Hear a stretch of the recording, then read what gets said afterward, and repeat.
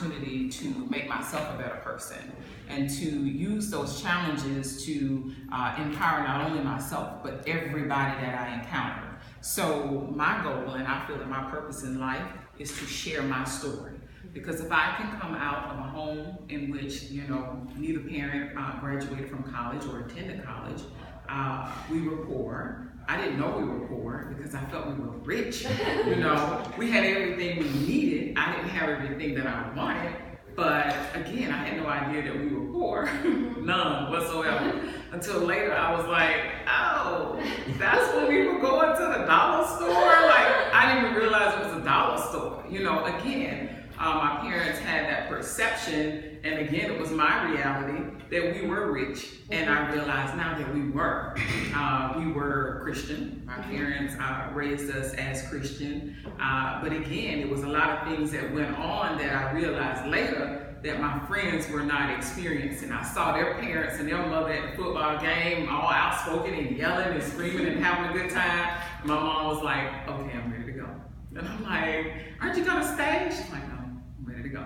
So in conversations, they'd be like, why is your mama so quiet? And I never, you know, really put it together until years later that something wasn't right. You know, it's dark in our house, you know, and the music is low, the TV is low. She didn't like a lot of noise. Even to this day, I don't even like a lot of noise. But I think it's really huge that you own whatever experiences or any kind of challenges that you face in life. God made us just the way He wanted us to be. So with that, you can look at it as a negative, or you can look at it as a positive.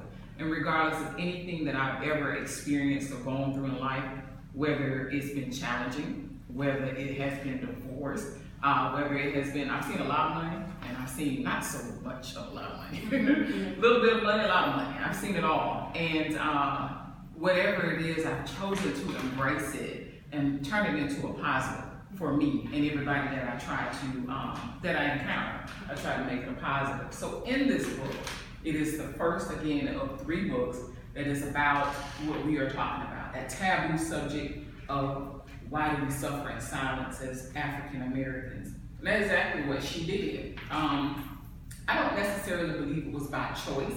It was simply because it was misdiagnosed or undiagnosed for so long. And then when it was diagnosed, being in a Christian family, as you know, we prayed a lot.